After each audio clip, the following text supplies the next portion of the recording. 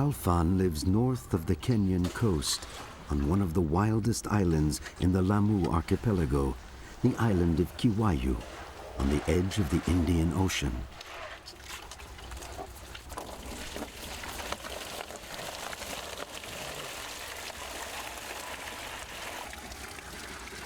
He used to be a sailor on a tanker and traveled all of the world's oceans.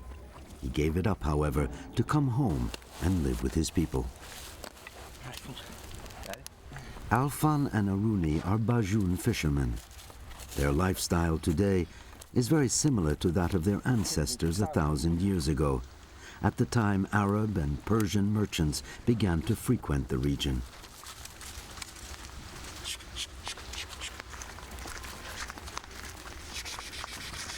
It's December, and it hasn't rained for a long time. The donkey is the only means of transportation on the island. With their supply of water, Alphan and Aruni head for the creek in the village of Kiwayu, where their boat is anchored.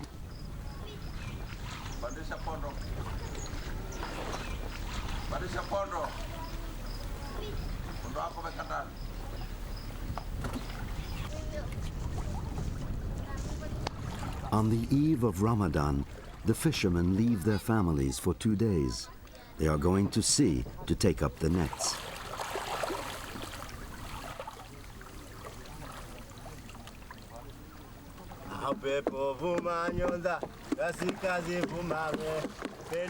As in the time of Sinbad, the Bajun people's lives revolve around their boats. They are all excellent navigators and can find their bearings at night thanks to the stars.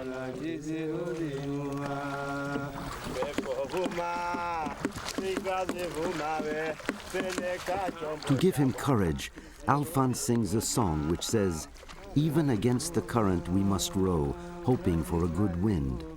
Keep rowing to keep the boat moving ahead, and so that Aruni, our captain, is happy."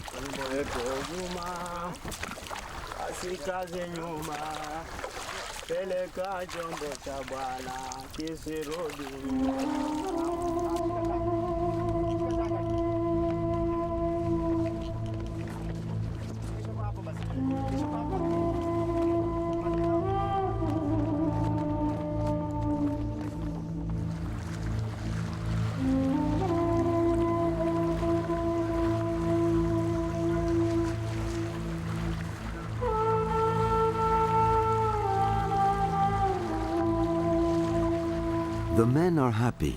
Their prayer has been answered. The wind is with them. Now they can sail further out to sea where the big fish can be found.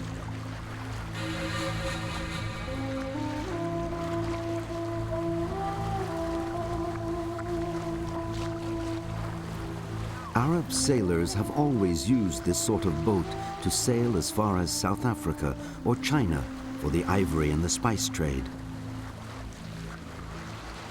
Legend says that Sinbad used it for his 7 voyages.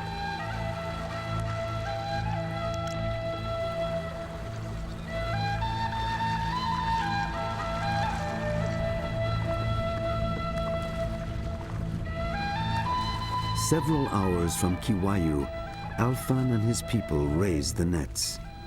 For their last deep-sea fishing expedition before Ramadan, they're hoping to catch a ray or a shark.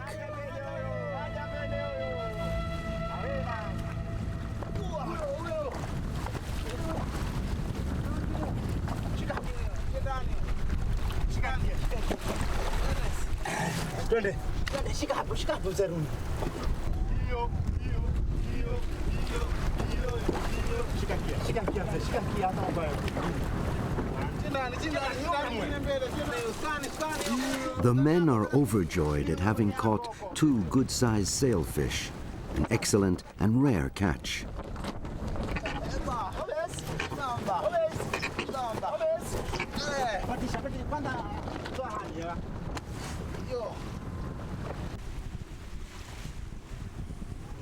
Once, the Bajun only went remora fishing near the village.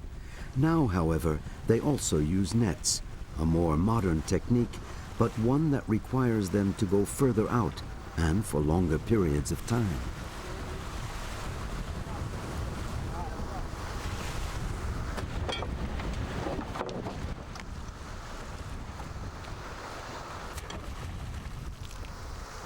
Aruni and his men come to the small island of Pumba, protected from the undertow and from storms. Boats can moor easily here.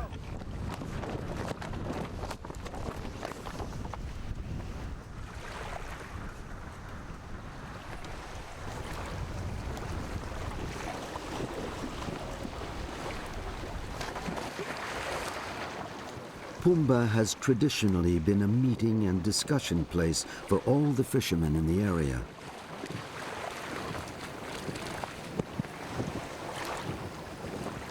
Like Alphan, they come here to cut up their catch and caulk their boats before heading out to sea again.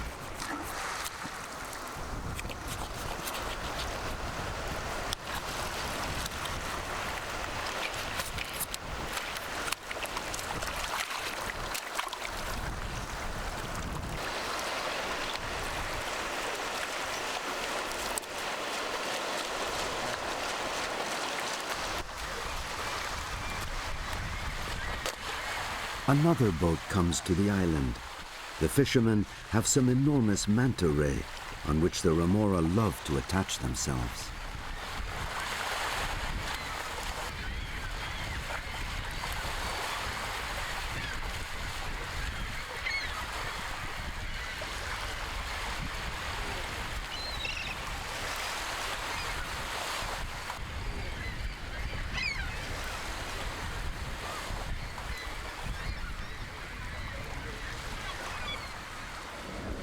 In the cage are the two remora that the fishermen gave Alphan and Aruni as a favor. They know that the two men are among the last to use the vampire fish, also called tasa in Swahili.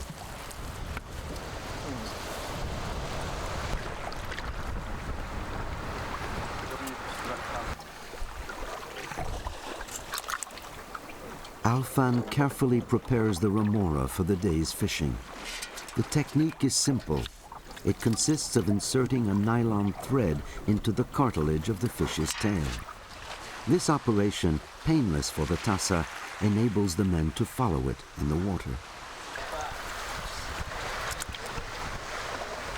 The vampire fish is highly respected, and the Bajun passed the tradition down from father to son. Once they were considered to be members of the family and were even given names.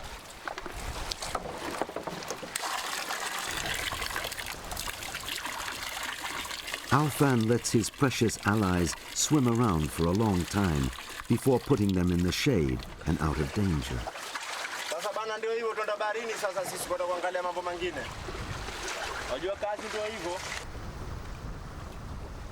It's late and the men decide not to return to the village and spend the night on the island of Pumba.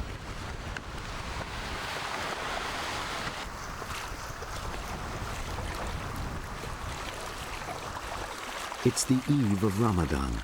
For 1 lunar month, according to the rules of Islam, the Bajun cannot eat or drink from sunrise to sunset.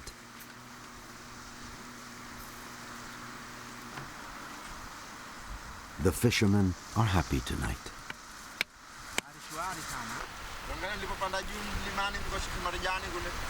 It has been a good day. Tomorrow we will return to the village with 2 sailfish, but even more important, with 2 vampire fish.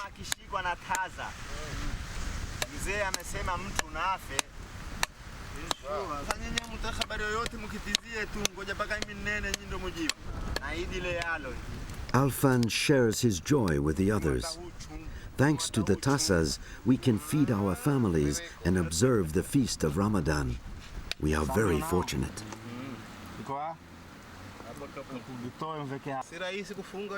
The men realize how right he is. For them, the only way to survive for 30 days is to fish along the coast with the help of the remora.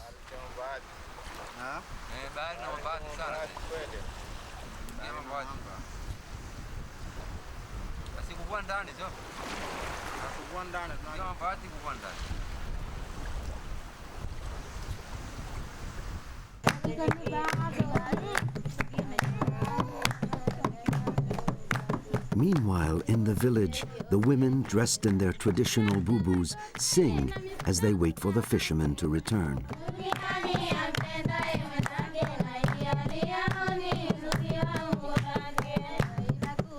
The Bajun women gather together amongst themselves during Ramadan. Each occasion to be all together is like a celebration.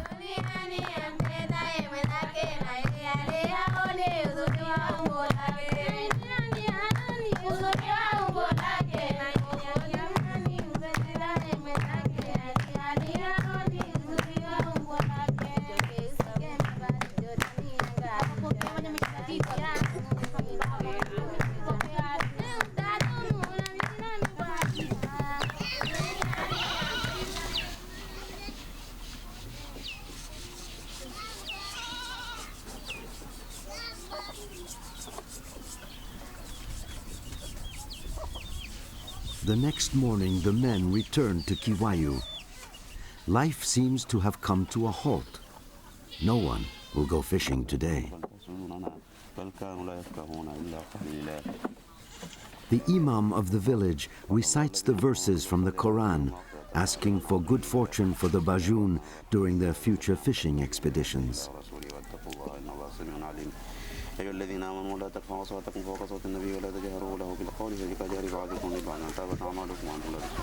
Like all religious Shafite Muslims, Alphan listens to the prayers in great contemplation. Aruni makes a few repairs on the boat so as to be able to go out to sea as soon as possible. He is anxious to once again seal the alliance linking his people to the Remora.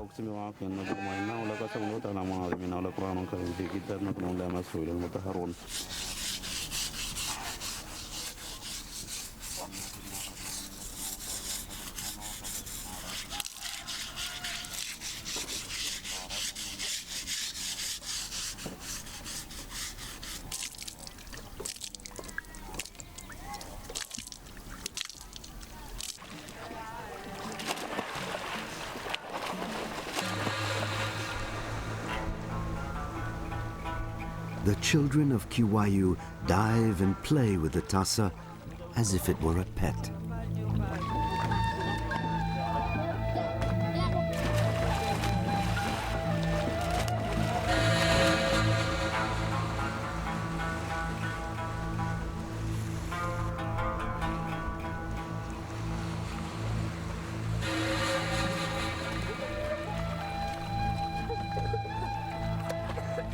The vampire fish is much more than a mascot to them. It's a very powerful symbol. Each of them dreams of fishing one day with the remora and with its help catching a huge ray to feed his entire family.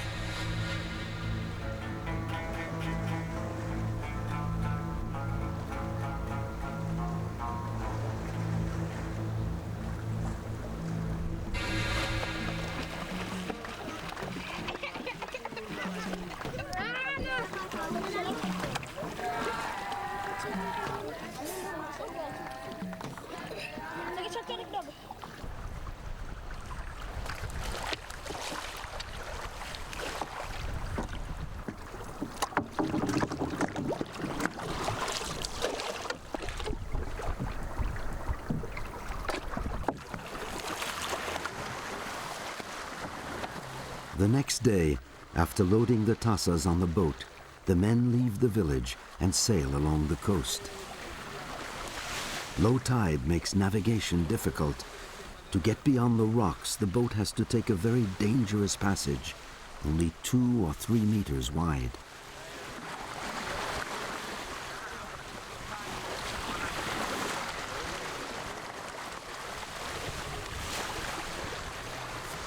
Each movement counts. Each maneuver is a risk.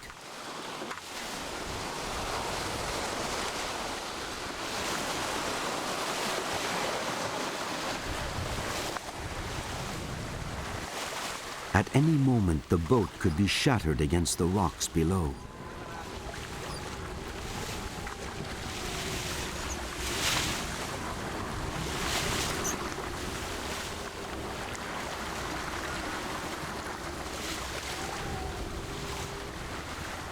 At last the fishermen manage to get through the narrow passage, and the boat heads for one of the areas reputed to contain ray and other big fish. On the high seas, at least a day's journey from Kiwayu, remora fishing can at last begin.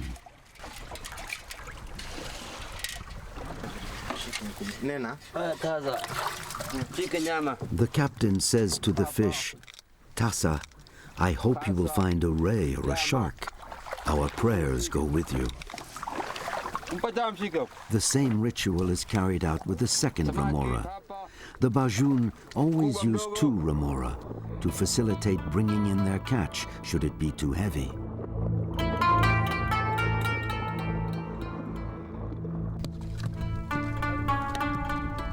Aruni leaves about 300 meters of thread. It's the only link between the tasa and the men. Should it break, the men would lose their precious allies.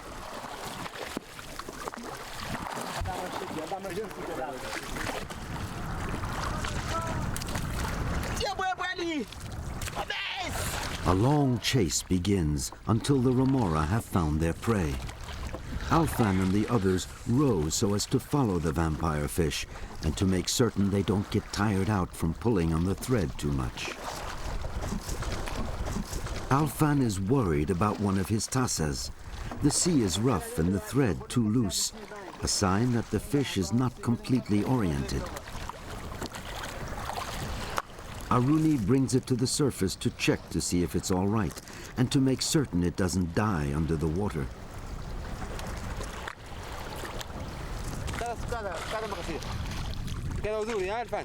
Once reassured, hope rises once again. The hunt can continue.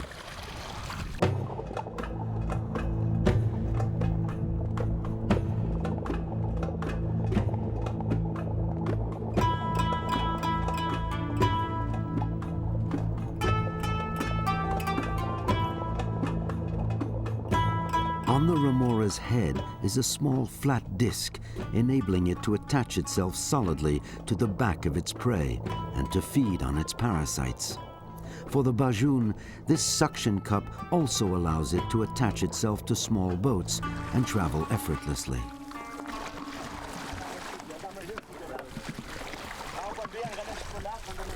On the boat, the struggle continues. It's noon. Without having eaten or drunk anything, the men have been rowing for more than an hour in the blazing sun. They want to at all costs maintain the link with the tasas as they wait for a sign that will tell them that one of the 2 fish has found something.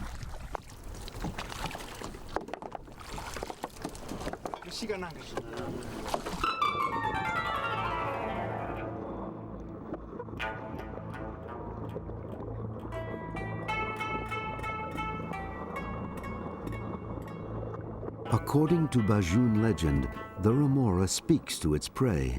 It says, "You are lucky today because I haven't caught you, but you can be sure that in the coming days I'll catch up with you. And when I take you out of the water, we will make a meal out of you. The men will eat your head while the women eat your body."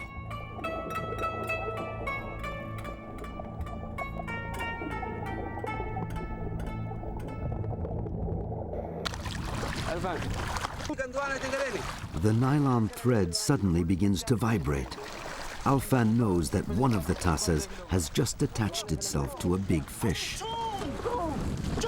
Ali dives in immediately to see if it's a ray or a shark.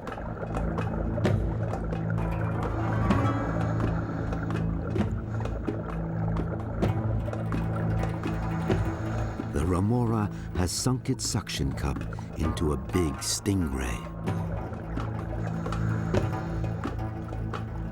The ray suddenly changes direction. The vampire fish must not let it get away.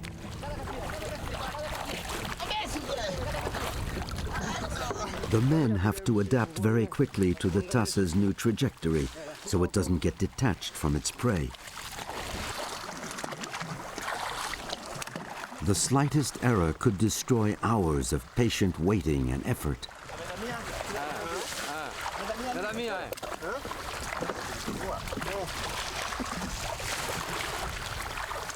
The Bajun have always believed that the remora sucks its prey's blood to tire it out. That's why the fishermen let the remora stay on its victim as long as possible.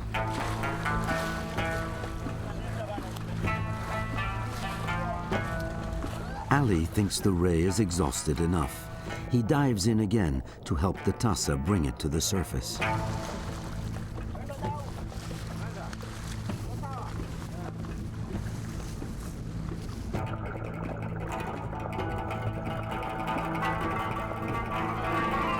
Under the water, he spears the prey, making sure not to harm the remora.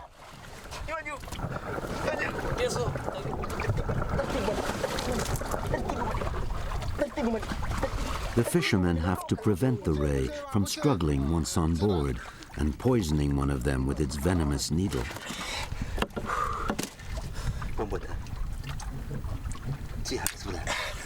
A little blood flows when the tasa lets go of its victim. For Alphan, this proves that it is truly a vampire fish.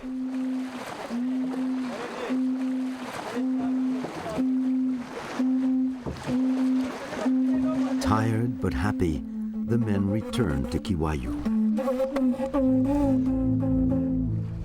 They're proud to be able to show once again that the remora is a friend of their people. Tonight, they will share with their families the joy of having caught an enormous ray during these first days of Ramadan. As they near the island, Alphan and the fishermen are joined by other boats.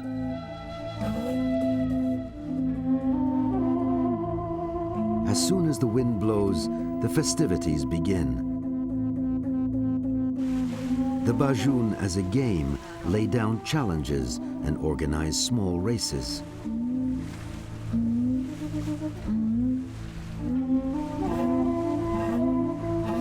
They communicate from boat to boat with the help of conches.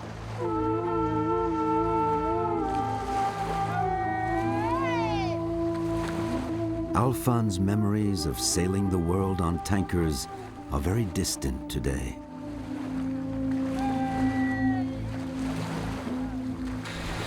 He wouldn't trade his freedom for anything in the world, or the joy of living simply in harmony with the sea and with nature, surrounded by his own people.